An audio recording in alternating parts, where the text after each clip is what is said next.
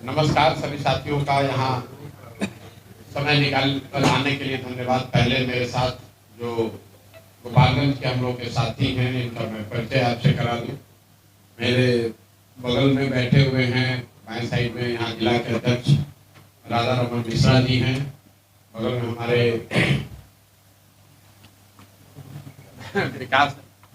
विकास सिंह जी का नाम इसलिए पूछ रहे हैं, विकास सिंह यहाँ के नेता भी हैं और पश्चिम चंपारण हम लोग के प्रभारी भी हैं। हमारे दाहिने साइड में बैठे हुए हैं अब्बास साहब जो कि पश्चिम चंपारण के हैं और गोपालगंज के यहाँ के प्रभारी हैं। बगल में नियाज साहब हैं, आप लोग इनको जानते ही होंगे, बहुत लंबे समय तक यहाँ राजद के जिला अध्यक्ष रहे हैं और अब हम लोग के साथ हैं। राज्य के स्तर पर बड़े पदाधिकारी हैं, उपाध्यक्ष हैं पार्टी के। उनके बगल में ज्योति जयंती जी हैं जो कि यहाँ महिला के अध्यक्ष हैं। उससे बगल में एलोरा नंदी जी हैं जो कि यहाँ की एक शिक्षाविद हैं, स्कूल चलाती हैं और बहुत लंबे समय से हम लोग के साथ जुड़ी हुई हैं। हमारे साथ बाएं साइड में बैठे हुए हैं बीके चौबे जी, एक्स रिटायर्ड ऑफिसर हैं, IAS अफसर हैं और कुचाईकोट क्षेत्र से आते हैं। उसके बगल में खड़े हैं फैज अहमद साहब, ये मुख्य प्रवक्ता भी रहे हैं, जदयू के बड़े नेता थे, हमारे साथ बहुत दिन पैदल भी चले हैं। बगल में प्रमोद जी हैं और उनके बगल में फुलेश्वर कानू जी हैं। इधर से कुछ साथी हमारे जो जिला के पदाधिकारी लोग हैं, सामने इनका परिचय मैं आपसे इसलिए करा रहा हूँ कि पिछली बार जब मैं आया था गोपालगंज पैदल चलते हुए, तब तो कोई संगठन नहीं था। अब इन्हीं लोगों के कंधे पर संगठन है यहाँ, तो इन सब का धन्यवाद करना चाहते हैं। और आज 2 साल के बाद मैं गोपालगंज आया हूँ। भोरे में एक छोटा सा हम लोग का कार्यक्रम है, तो भोरे में जाएंगे, वहाँ पर लोगों से मिलेंगे। और बाकी आपके अगर जिला के स्तर के या राज्य के स्तर पे कोई सवाल है तो आप सवाल कर लीजिए। सवाल हम ही से खाली मत कीजिएगा, जन सुराज से जो सारे संबंधित सवाल हो तो इन्हीं लोग से कीजिएगा, क्योंकि यही लोग बैठे हैं और यही लोग यहाँ पर चला रहे हैं जन सुराज को। तो सवालों का सिलसिला आप शुरू करें। उससे पहले मैं चाहूंगा कि अगर जिला अध्यक्ष जी हैं राधा रमन जी या कोई भी साथी अगर कुछ बोलना चाहते हैं तो 2 मिनट समय लेकर बोल सकते हैं। बाकी आपको सवाल है, आप में से कोई कुछ बोलना चाहते हैं तो सवाल कोई बोलना चाहता है तो ठीक। मेरा पहला सवाल है कि बागेश्वर धाम का पंडित धीरेन्द्र शास्त्री ने भोरे में 5 दिवसीय कार्यक्रम किया था जिसमें हिंदू राष्ट्र की घोषणा की, और आप भी पहला गोपालगंज जिला में आम सभा करने जा रहे हैं, उसी स्थान को क्यों चुने? नहीं, देखिए, हिंदू राष्ट्र की घोषणा कोई बाबा थोड़े ही न कर सकते। हिंदू राष्ट्र हम लोग का जो राष्ट्र है वो तो जो इसके फाउंडिंग फादर्स हैं उन्होंने एक व्यवस्था बनाई है, उसके देश को चलाने के लिए एक संविधान बनाया है और हम लोग का सेकुलर देश है, वैसे ही रहेगा। हम यहाँ से खड़े होकर कुछ भी बोल दें, आप कुछ भी बोल दें, हर आप लोकतंत्र है, सबको अपना बोलने की सबको आज़ादी है, लेकिन देश को कोई बाबा नहीं चलाते हैं। देश को देश के जनप्रतिनिधि चुने हुए सांसद चलाते हैं और संसद में तो अभी भी जो हम लोग की जानकारी है, देश सेकुलर देश है और उसको चलाने के लिए एक व्यवस्था बनी हुई है जो इसके लिए जिसको हम लोग संविधान कहते हैं। और संविधान की प्रस्तावना में और संविधान की भावना में देश को सेकुलर देश ही, सर्वधर्म सम्मान वाली बात ही है। बाकी कोई बाबा आकर क्या कहता है उसका कोई बहुत महत्व नहीं है। नहीं, भोरे में क्यों की है इसका कोई, जिला के लोगों ने जहाँ पर कहा वहीं पर कर रहे हैं। ये कोई उसके पीछे कोई स्ट्रेटेजिक सोच नहीं है कि भोरे में क्यों कर रहे हैं और बैकुंठपुर में क्यों नहीं कर रहे हैं या कुचाईकोट में क्यों नहीं कर रहे हैं, हथुआ में क्यों नहीं कर रहे हैं। पहले जब पैदल यहाँ चले हैं तो पूरा गोपालगंज ही चले हैं। अब जब वापस आए हैं लोगों ने कहा भैया भोरे में किया जाए, तो भोरे में कर रहे हैं। गोपालगंज के MLC है राजीव कुमार, वह जो है भाषण दे रहे थे तो उसमें बोले कि आपने जो चुनाव जीता है 18 करोड़ रुपए की लागत आई, इस पर आप क्या कहेंगे? कुछ नहीं बोलेंगे, इतना ही बोलेंगे। उन्होंने व्यक्तिगत तौर पर क्या कहा उस वक्त कुछ नहीं बोलेंगे, लेकिन ये दिखाता है कि बिहार की राजनीति में पैसे का जो प्रभाव है वो किस कदर पिछले 5-10 सालों में बढ़ा है। बिहार में बाकी बहुत कमियां हैं, लेकिन ये एक चीज जो है ये थोड़ा हम लोग इससे बचे हुए थे। मेरा अपना मानना है कि दक्षिण के राज्य जो बहुत तरक्की कर रहे हैं बिहार के मुकाबले, वहां पर राजनीति में पैसे का बोलबाला बहुत ज्यादा है, बिहार, यूपी, मध्य प्रदेश, बंगाल के मुकाबले। लेकिन पिछले 2 साल से जब मैं बिहार में घूम रहा हूँ तो मुझे ये देखने को मिल रहा है कि अब बिहार में भी धीरे धीरे जाति के साथ साथ धर्म के धार्मिक उन्माद और पैसे का भी प्रभाव शुरू हो गया है। और इसकी शुरुआत मुझे लग रहा है कि निचले स्तर से हुई है। विधायक और सांसद के मुकाबले जो मुखिया का चुनाव है, जो नीचे स्तर के प्रमुख के जो चुनाव हो रहे हैं, जो जिला पार्षद के चुनाव हो रहे हैं, उसमें पैसे का प्रभाव बहुत तेजी से बढ़ा है। जो लोग पुराने यहाँ मुखिया हैं, आप लोग भी समाज में रहते हैं, 2001-2006 तक मुखिया के चुनाव में कोई पैसा खर्च नहीं हो रहा था। लेकिन जो 16 में 21 में मुखिया लोग चुनकर आए हैं, ज्यादातर साथी उसमें बता रहे हैं कि बहुत पैसा खर्च हुआ है। कितना हुआ है उसको लेकर अनुमान लगाया जा सकता है, कई बार आदमी बढ़ाकर भी बताता है। एक बात समझिए, जो चुनाव लड़ता है वो जितना खर्च होता है उससे ज्यादा बताता है। क्यों बताता है? इसलिए कि ताकि वो जो भ्रष्टाचार कर रहा है उसको जस्टिफाई कर सके कि भाई इतना रुपया खर्च हुआ है तो कुछ तो चोरी करेंगे। और जो ये डायरेक्ट इलेक्शन नहीं है, जैसे प्रमुख का चुनाव है, जिला परिषद के चेयरमैन का चुनाव है, या जो जनप्रतिनिधियों के एमएलसी का चुनाव है, तो स्वाभाविक तौर पर जब मुखिया या उनको चुनने वाले लोग बहुत खर्चा करके आएंगे तो वोट देते समय उसकी कीमत भी लगाएंगे। उसमें भी आप देख रहे हैं कि ये पिछले 10 साल की ये घटना है। 10 साल पहले यहाँ एमएलसी के चुनाव में करोड़ खर्च करना बहुत बड़ी बात है। और मैं तो 15 में बिहार में मैंने चुनाव कराया है। मुझे लगता है कि मतलब जो आधिकारिक लिमिट है उसमें तो कोई चुनाव नहीं लड़ता है, सच्चाई तो यही है। लेकिन इलेक्शन कमीशन को लोग बताते हैं कि भाई हम 35 लाख में लड़ रहे हैं, 40 लाख में लड़ रहे हैं, लेकिन औसतन उसका 2 या 3 गुना पैसा लोग खर्च करते होंगे। लेकिन 18 करोड़, 20 करोड़, 25 करोड़ रुपया खर्च करते हुए बहुत लोग हमको दिखे नहीं। दावा लोग कुछ भी कर ले, कोई इक्का दुक्का अपवाद हो सकता है। 15 में तो हमने पूरे बिहार का चुनाव देखा है, इतना पैसा खर्च कोई नहीं करता है। लेकिन एमएलसी वगैरह का जो चुनाव है, प्रमुख का चुनाव है, जिला पार्षद के चेयरमैन का चुनाव है, वो विशुद्ध तौर पर खरीद फरोख्त का चुनाव हो गया है। और इसीलिए आपको इस तरह की वक्तव्य सुनने को मिल रहे होंगे। सर, भोपाल में, पटना में बालू कारोबारी की हत्या हो गई, दौड़ाकर गोली मारा गया। भागलपुर में नित्यानंद नायक के भांजे की हत्या हो गई, बहन को भी गोली मारी गई। और पुलिस कह रही कि हम काउंटर कर रहे थे, अपराध रुक जाएगा। अपराध तब रुकेगा जब सरकार का इकबाल हो। बिहार में सरकार का इकबाल खत्म हो गया है। आपने एक वो दौर हम लोगों ने देखा था जब लालू जी का राजद का अंतिम दौर चल रहा था, तो अपराधियों का इतना मनोबल बढ़ा हुआ था कि हर दिन ये घटनाएं आम हम लोग को सुनने देखने को मिलती थी। उसी तरीके से हम तो पिछले 2 वर्ष से आपको कह रहे हैं कि धीरे धीरे नीतीश कुमार जी के सरकार का इकबाल खत्म हो गया है। कोई डर नहीं रहा, कोई व्यवस्था नहीं है। और उसको अगर गहराई से आप समझना चाहते हैं कि बिहार में अपराध क्यों बढ़ा, लॉ एंड ऑर्डर इतना खराब क्यों हुआ, अगर आप जाकर आंकड़ों में देखिएगा तो आपको सीधा इसका कोरिलेशन दिखेगा शराबबंदी से। मैं बात कहता हूं, लोग समझते नहीं। शराबबंदी से 2017 से बिहार में लॉ एंड ऑर्डर की स्थिति पुनः बिगड़नी शुरू हुई है। चाहे सरकार नीतीश और भाजपा की हो या राजद के साथ उनका गठबंधन हो। भाई नीतीश कुमार तो वही है, प्रशासनिक तंत्र वही है, व्यवस्था वही है, फिर 17 के बाद क्यों बिगड़ा है? इसकी वजह यह है कि लॉ एंड ऑर्डर को इम्प्लीमेंट करने के लिए जो व्यवस्था बनी हुई है, जो लोग, जो प्रशासन है, उसका एक बहुत बड़ा तंत्र, एक बहुत बड़ा हिस्सा सिर्फ और सिर्फ शराबबंदी को लागू करने, उसको बचाने, छिपाने, कमाने के में लगा हुआ। अगर थाने में 15 व्यक्ति हैं और 10 आदमी सिर्फ शराब के धंधे में लगे हुए हैं या शराब के काम में लगे हुए हैं, तो स्वाभाविक तौर पर जो रूटीन लॉ एंड ऑर्डर है वो अफेक्टेड होगा। इसीलिए आप देख रहे हैं कि 17 के बाद से धीरे धीरे बिहार में स्थिति बिगड़ती चली जा रही है। तो दोनों बात, एक तो जो पॉलिटिकल लीडरशिप है उसका इकबाल का खत्म हो जाना, तो जो अफसर है वो अपने हिसाब से चला रहा है, उसको क्या चिंता है, अगर कुछ गलत हो भी गया तो उसको तो चुनाव फेस नहीं करना है।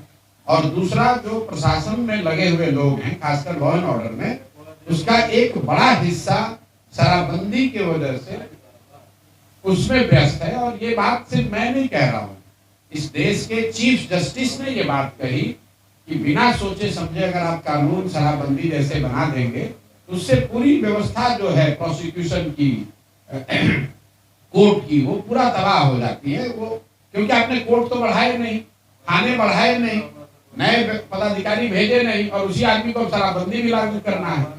और बिहार में तो सिर्फ दो ही बात जो आप कह रहे हैं शराबबंदी बालू वाली बात, तो 3 ही उद्योग यहाँ पिछले 3-4 साल में फैला फूला है।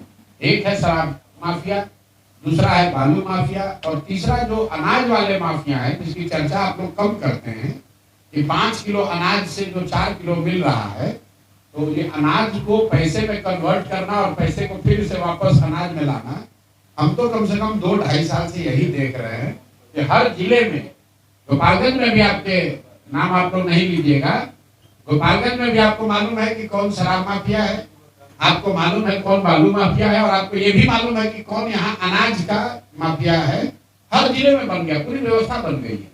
तो जब ये इस तरह के माफिया ही उनका ही दबदबा होगा तो लॉ एंड ऑर्डर बिगड़ने का कारण वो भी है। संजय यादव का जिस तरह परिवार पॉलिटिक्स में शामिल हुआ है, उसी तरह नीतीश कुमार जी के बेटे के निशांत का भी राजनीति में आने का।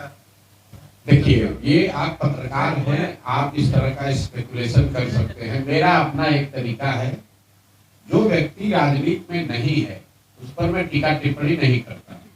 लालू जी के परिवार के भी जो बच्चे राजनीति में नहीं है उस पर हम आज तक कोई टीका टिप्पणी नहीं करते। वो क्या करते हैं, क्या पहनते हैं, कहाँ रहते हैं, वो उनका व्यक्तिगत मामला है। राजनीति में टीका टिप्पणी उस पर होनी चाहिए जो सार्वजनिक जीवन में है। जहां तक मैं समझता हूँ नीतीश जी के जो लड़के हैं वो अभी राजनीति में नहीं है। ये पत्रकार लोग जबरदस्ती आप लोग रोज चला रहे हैं। जब राजनीति में वो आएंगे, अगर आते हैं, तब उस पर टीका टिप्पणी की जाएगी।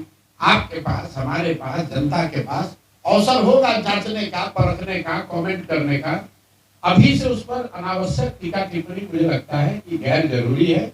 और बिहार में बात करने के लिए इतने गंभीर मुद्दा है, उस पर बात न करके किसका लड़का, अरे जब आएगा तब बात किया जाएगा।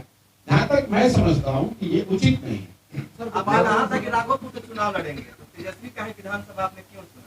फिर आप पत्रकार लोग भी बिहार में बात को पूरा सुनते नहीं है। लोगों ने ये पूछा कि आप चुनाव लड़ेंगे कि नहीं लड़ेंगे, तो मैंने ये कहा है कि मैं पार्टी से ऊपर नहीं हूँ। पार्टी जो तय करेगी वो हम करेंगे। पार्टी अगर तय करेगी कि राघोपुर से आपको चुनाव लड़ना है तो राघोपुर से चुनाव लड़ेंगे। मैंने उसमें ये भी कहा कि हम लोग की अभी चुनाव लड़ने की आवेदन की प्रक्रिया चल रही है। हमने तो आवेदन नहीं दिया है, लेकिन मेरी जानकारी में है कि किसी कार्यकर्ता साथी ने, जन स्वराज के किसी साथी ने उत्साह में या अपने जो भी उसकी मंशा रही हो, उसने मेरे नाम से राघोपुर से आवेदन दे दिया है। मैंने ये कहा है, मैंने ये नहीं कहा कि हम कह रहे हैं कि लड़ेंगे कि नहीं लड़ेंगे। पार्टी का नेतृत्व तो सब लोग बैठ के तय करेंगे। अगर सब लोग तय करेगा कि नहीं राघोपुर से ही लड़ना है तो लड़ेंगे, उसमें कोई दिक्कत नहीं है। बिहार में तमाम राजनीतिक पार्टियां आती है और आने के बाद तमाम अपने दावे करती हैं कि मैं ये करूंगी, वो करूंगा, जो भी बात सभी पार्टियां। लेकिन आप पर लोग क्यों विश्वास करें और आप क्यों कि आप जो राजनीति करें? मेरे पर जनता बिल्कुल विश्वास न करे। आपने बात ठीक कहा कि जो दल, जो नेता आता है वो यही कहता है कि हमको वोट दीजिए, हम सुधार देंगे। आप पत्रकार हैं, जाकर देख लीजिए 2.5 बरस में अगर मैंने ये कहा हो कहीं पर भी कि प्रशांत किशोर पर भरोसा करने से, प्रशांत किशोर को वोट देने से आपका जीवन सुधरेगा, हम तो हम इसका उल्टा बात बता रहे हैं कि भाई आपका जीवन तब सुधरेगा जब आप इसको सुधारना चाहेंगे, आप सही लोगों को वोट देंगे। प्रशांत किशोर को या धनसुराज को भी अगर आप जिता कर ले आएंगे, अगर धनसुराज को भी जिता कर ले आएंगे और धनसुराज के लोग जनता के प्रति उत्तरदायी न हो, अगर हम लोग में ये डर न हो कि हम काम नहीं करेंगे तो जनता हटा देगी, तो हम लोग भी काम नहीं करेंगे। तो आप बिल्कुल हमारी बातों पर भरोसा न करें। हम लोग जो कर रहे हैं उसको देखिए, जांचिए, परखिए, अच्छा लगे तो जुड़िए, न अच्छा लगे तो जिसके साथ पहले से जो एक्सपायरी दवा खा रहे हैं वही खाते रहिए। निर्णय जनता को करना है कि जो जिसको भाजपा को, राजद को, जदयू को आपने 30-35 साल देख लिया, 30-35 साल में आपको लाभ नहीं हुआ। अब एक नई दवा जिसका नाम है जन सुराज वो आया है, आपकी मर्जी, जो जिसका लाभ हो भी सकता है और जैसा आपके शब्द है कि शायद लाभ न भी हो। तो एक दवा है जो कि जिसका कोई असर नहीं आपको मालूम है, और एक दवा है जिसका लाभ हो भी सकता है, नहीं भी हो सकता है। तो कौन सा दवा आप चूज कीजिएगा, आप बताइए भाई। भाजपा, राजद, जदयू को तो आपने 20 साल हमने देख लिया, उससे तो कोई फायदा हुआ नहीं। तो आप अब जनता के विवेक पर है कि कोई नई दवा, नया विकल्प जन सुराज आया है, उसको ट्राई किया जाए कि न ट्राई किया जाए। तो बिहार में किसी न किसी पार्टी से गठबंधन करके सरकार चलाते, कारणवश अगर आपकी सीट पूरा नहीं हो पाती है तो क्या आप नीतीश जी से गठबंधन करेंगे कि नहीं? भाई, हम लोग का गठबंधन पहले हो गया बिहार की जनता के साथ, और जन सुराज ने कह दिया कि हम लोग लड़ेंगे 243 सीट। तो 243 सीट के आगे तो कोई सीट है नहीं जिस पर गठबंधन हो जाए।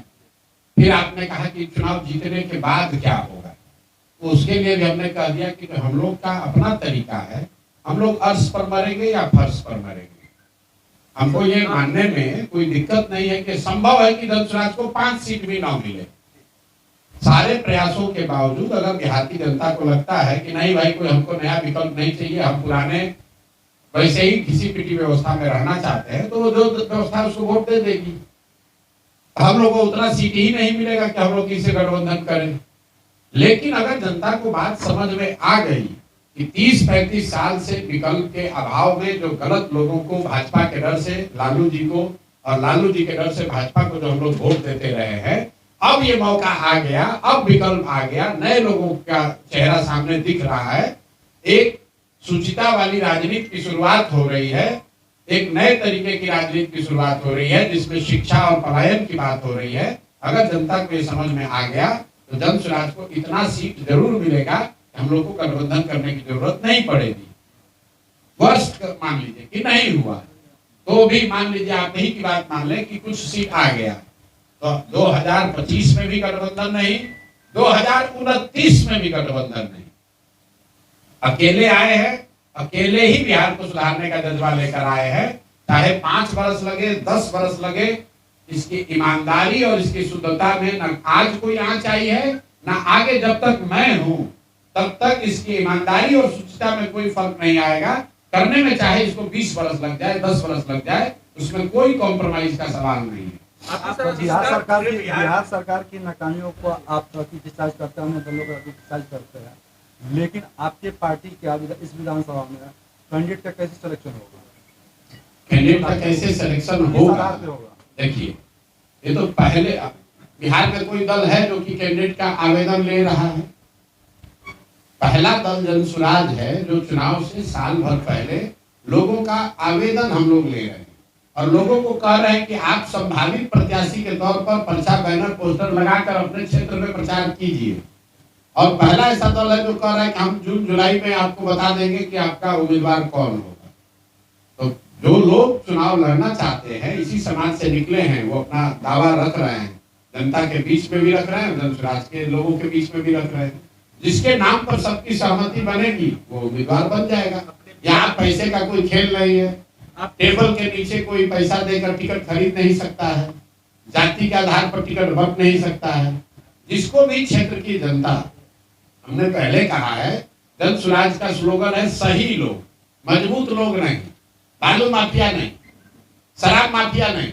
हमको मजबूत आदमी नहीं चाहिए, हमको सही आदमी चाहिए। जिसको क्षेत्र की जनता सही समझे उसको हम लोग उम्मीदवार बनाएंगे। उसके बाद आप वोट नहीं दीजिएगा तो आप भुगतिएगा और आप फिर रोइएगा कि आपने नहीं दिया। भाई, बिहार के लोग, हमारी जो समझ है, 2 वर्ष से तो यही कह रहे हैं कि भैया हम लोग के पास विकल्प नहीं था, आप बढ़िया आदमी आ गए हैं, आप अच्छे लोगों को टिकट दीजिए, आप विकल्प दीजिए, हम लोग आपके साथ खड़े हैं। कम से कम जनता ने कहा हमसे यही है। तो हमसे जनता ने कहा है तो हमको एक बार तो जनता को मौका, सही आदमी को टिकट दे के देना है। अगर जनता नहीं देगी वोट तो फिर उनसे जाकर पूछेंगे भाई तुम तो कहे थे कि सही आदमी को वोट दोगे, और नहीं दोगे तो फिर जो दुर्गति में जी रहे हो इसी में आगे जीना पड़ेगा। आपने बिहार के हर जिला का इस विधानसभा में आप चुनाव लड़ने जा रहे हैं, तो आप इस विधानसभा का आपका ये जीत का की फैक्टर क्या रहेगा, जीतने का की फैक्टर क्या रहेगा? जीतने का की फैक्टर जो है बिहार में वो ये है कि यहाँ 2/3 से ज्यादा जनता, चाहे वो राजद समर्थक हो, भाजपा समर्थक हो, जदयू समर्थक हो, कांग्रेसी हो, कहीं ना कहीं उन लोगों ने ये मान लिया है कि हमें बदलाव चाहिए। बिहार में आप लोग भी पत्रकार हैं, बदलाव होना चाहिए, कुछ नया होना चाहिए, इसको लेकर तो हर जगह सहमति है। अब वो जन सुराज होना चाहिए कि नहीं होना चाहिए इस पर बहस हो सकती है, लेकिन बिहार में 35 साल से लालू नीतीश भाजपा की जो सरकार चल रही है, इससे अलग कुछ होना चाहिए, जहां शिक्षा और पलायन की बात होनी चाहिए, बिहार में भी तरक्की होनी चाहिए, भ्रष्टाचार रुकना चाहिए। इसको लेकर तो पूरे बिहार में एक तरह से एक मत है लोग। तो की फैक्टर यही है कि लोगों की राजनीतिक बदुआ मजदूरी, विकल्प के अभाव में गलत लोगों को वोट देने की जो परिपाटी बन गई है, मजबूरी बन गई है, उससे निकलने का जन सुराज रास्ता दे रहा है। और मेरा विश्वास है कि जनता को ये बात समझ में आएगी। आप उम्मीदवारों की घोषणा होने दीजिए, आपको एक तरफा जन सुराज के लोग ही हर जगह दिखेंगे। आपकी सरकार बनती है तो शराबबंदी खत्म कर देंगे? बिल्कुल 1 घंटा के अंदर कर देंगे, इसमें कोई इफ बट किंतु परंतु नहीं है, कोई वोट का इसमें राजनीति नहीं है, शराबबंदी का जारी रखने का कोई आधार नहीं है। पहली बात की शराबबंदी बिहार में लागू है ही नहीं। आप जितने पत्रकार बंधु हैं, आप बताइए कि शराबबंदी आपके जिले में लागू है? घर घर में शराब बिक रहा है, तो किस शराबबंदी की बात कर रहे हैं आप? उस शराबबंदी का सवाल पूछ रहे हैं कि क्या शराब का होम डिलीवरी आप रुकवा दीजिएगा? तो हम आपको कह रहे हैं हाँ शराब की होम डिलीवरी रुकवा देंगे, उसके जगह कुछ रेगुलेटेड दुकान खुल जाए, दुकान से शराब बिके, जिसको लेना है वो ले, पैसा दे, टैक्स भरे। क्योंकि ये जो दुकान बंद, शराबबंदी के नाम पर दुकान बंद हो गई और होम डिलीवरी चालू हो गया, इससे घर घर शराब बिक रही है, बच्चों का जीवन खराब हो रहा है, और बिहार सरकार का गरीब जनता का 15 से 20 हजार करोड़ रुपए का सालाना नुकसान हो रहा है। ये पैसा जा कहाँ रहा है? ये पैसा जा रहा है यहाँ के भ्रष्ट नेताओं के पास, ये जा रहा है यहाँ के भ्रष्ट शराब माफिया के पास। तो आप बताइए कि 15-20 हजार करोड़ रुपया जो बिहार की जनता का है, वो पैसा शराब के माफिया के पास जाए, ये कौन सा नियम होना चाहिए? और जिन महिलाओं के नाम पर इसको लागू किया गया है, सबसे ज्यादा प्रताड़ित तो महिलाएं हैं। 1.25 लाख से ज्यादा लोग, आप अपना आंकड़ा जाकर देख लीजिए, 1.25 लाख से ज्यादा लोग आज भी शराबबंदी कानून के तहत जेल में हैं, और जो जेल में है वो ज्यादातर लोग गरीब, अति पिछड़ा, दलित, मुस्लिम परिवार के लोग हैं, जिनके पास केस लड़ने का, बेल बॉन्ड भरने का पैसा नहीं है। तो किसकी मदद के लिए कानून बनाया गया? आपने जिस तरह पूरे बिहार के हर जिले में दौरा किया, उसी तरह से कांग्रेस भी कन्हैया कुमार के नेतृत्व में जन यात्रा शुरू की है। क्या वह जमीन अपना तलाश कर रही है? आप ही के अध्यक्ष भी लाया गया रास्ते में। बहुत अच्छी बात है, कांग्रेस बड़ा दल है, उनको प्रयास करना ही चाहिए।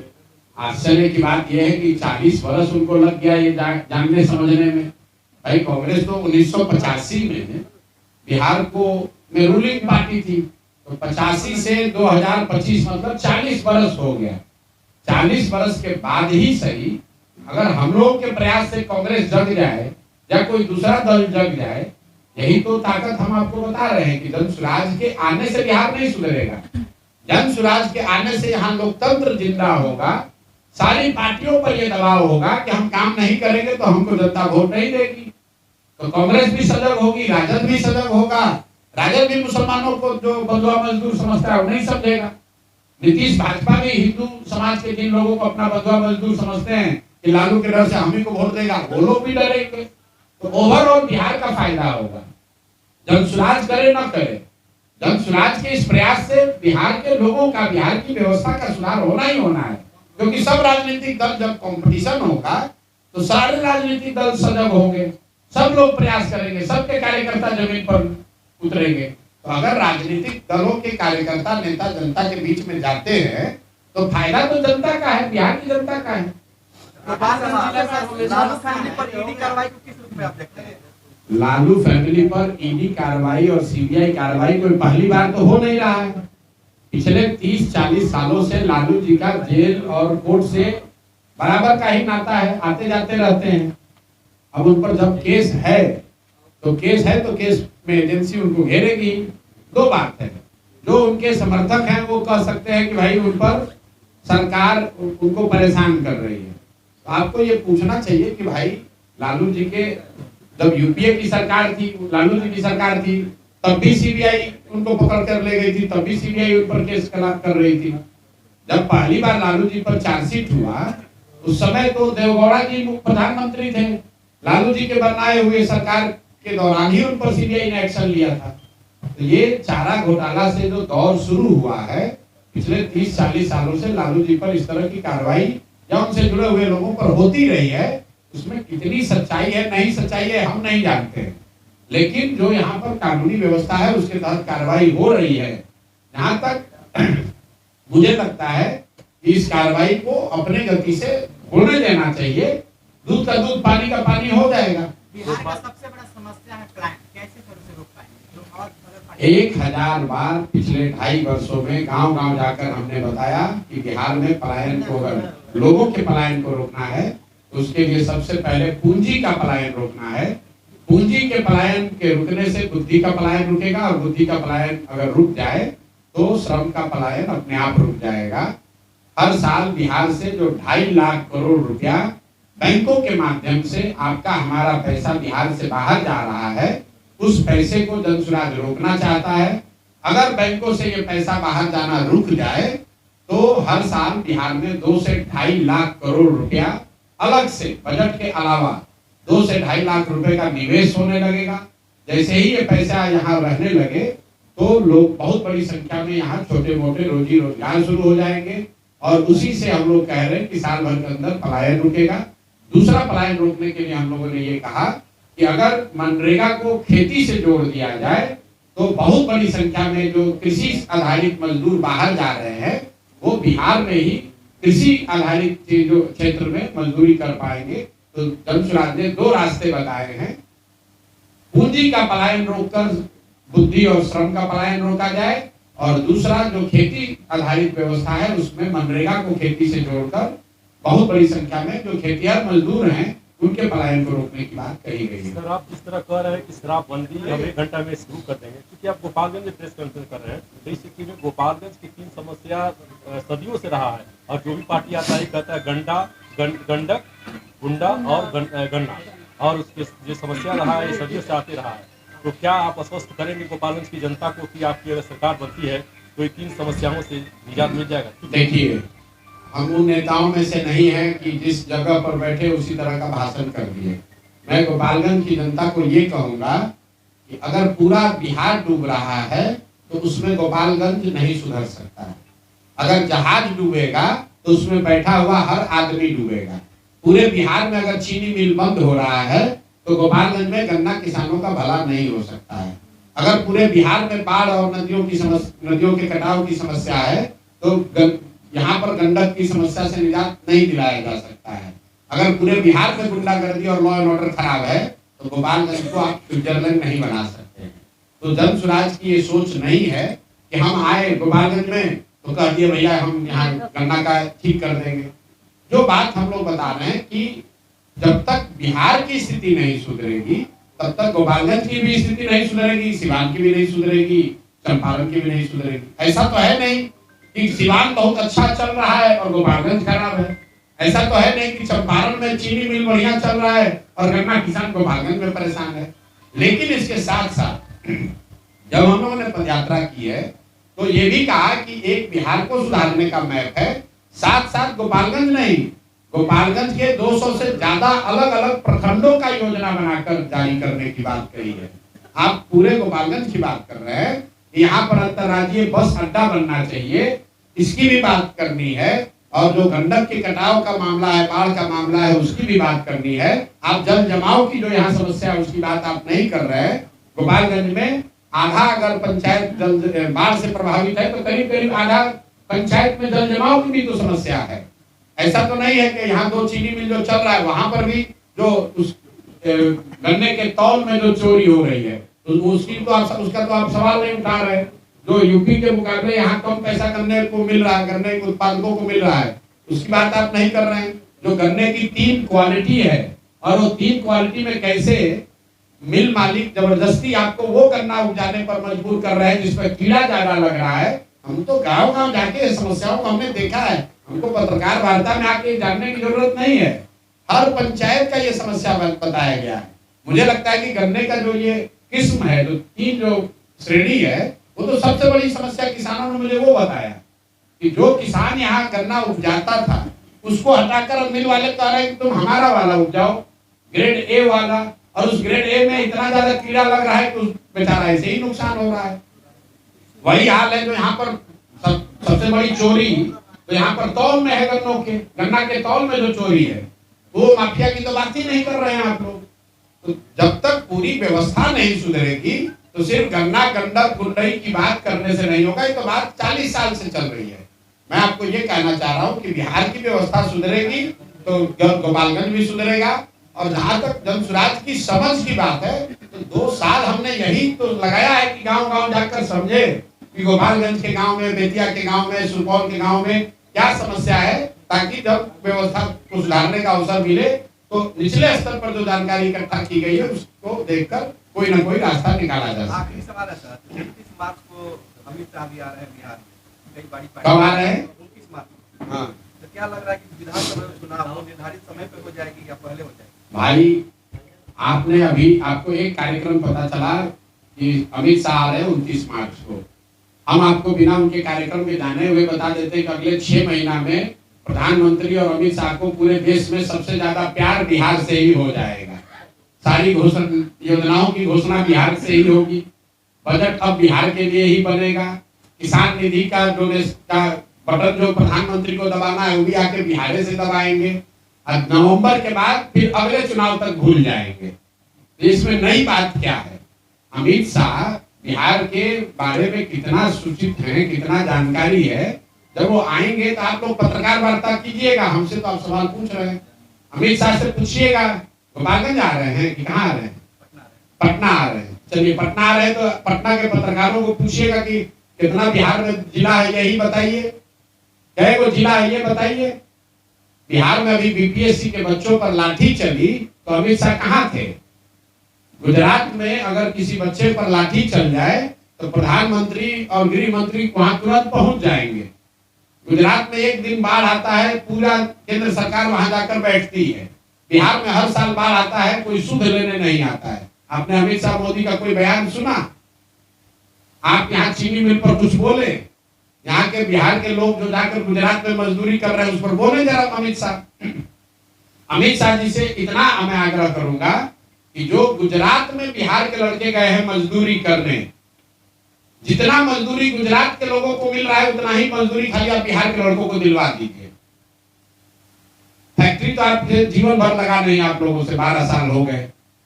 जितनी मजदूरी गुजरात के बच्चों को मिल रही है गुजरात के फैक्ट्रियों में, उतनी ही मजदूरी आप खाली बिहार के बच्चों को दिलवा दीजिए उन्हीं फैक्ट्री में। गुजरात के लोगों को मजदूरी मिल रहा है 20,000 और बिहार के गरीब बच्चे जाकर उसी फैक्ट्री में 12,000 रुपए में काम कर रहे हैं। आपको हमारी बात पर भरोसा नहीं है? आप चलिए सूरत में, एक अकेले सूरत में 5 लाख से ज्यादा बिहार का बच्चा मजदूर है। चलिए मौलवी का जितना सिरेमिक फैक्ट्री है, इसी गर्मी में हम लोग यहाँ बैठे, बाहर धूप लग रही है, इसी चिलचिलाती गर्मी में मौलवी के जितने सिरेमिक फैक्ट्री हैं उसमें सब बिहार के बच्चे मजदूरी कर रहे हैं। हमेशा उनके लिए कुछ कर दे भाई। बिहार में नहीं करा पा रहे, गुजरात में करा दो। वोट लेने की बात होगी तो सबको बिहार याद आएगा। आपने कहा अभी कांग्रेस वाले कुछ कर रहे हैं। आप लोग कोई पत्रकार ये नहीं पूछ रहे हैं कि कांग्रेस के एक नए अभी मुख्यमंत्री बने हैं तेलंगाना में, नाम है रेवंत रेड्डी। 2 वर्ष पहले अभी मुख्यमंत्री बने हैं, जुमा 2 वर्ष हुआ है। तो मुख्यमंत्री बनने के बाद उसने कहा, उस आदमी ने, कि बिहारियों का डीएनए है मजदूरी करने वाला। मतलब बिहार के लोग पैदा ही हुए हैं मजदूरी करने के लिए। रेवंत रेड्डी के शब्द हैं। जो भी कांग्रेस के नेता यहाँ आ रहे हैं, जरा उनसे पूछिएगा तो भाई तुम्हारा यही सोच है? हम लोग जब मजदूरी करने के लिए ही पैदा हुए हैं तो काहे के लिए यहाँ यात्रा कर रहे हो? क्यों वोट मांगने आ रहे हो? तेलंगाना में ही वोट मांग कर बना लो सरकार। वोट हम लोग से मांगोगे और हम लोग से कह रहे हो कि बिहारी मजदूरी करने के लिए पैदा हुआ है। और आप जरा पूछे तो कोई कन्हैया कुमार, कोई राहुल गांधी, किसी ने अगर रेवंत रेड्डी के खिलाफ एक शब्द कहा हो तो? दोनों बात कैसे होगा भाई? आपका मुख्यमंत्री हैदराबाद में बैठकर बिहारियों को गाली दे रहा है, कार्यकर्ता नहीं, वहां का मुख्यमंत्री है, बिहारियों को कह रहा है कि पैदा ही हुआ है मजदूरी करने के लिए, और उसी दल का नेता आकर बिहार में वोट मांग रहा है और आप लोग सवाल भी नहीं करते। ठीक है भैया, बहुत बहुत धन्यवाद। एक लास्ट क्वेश्चन था। अरे अब कितना लास्ट क्वेश्चन?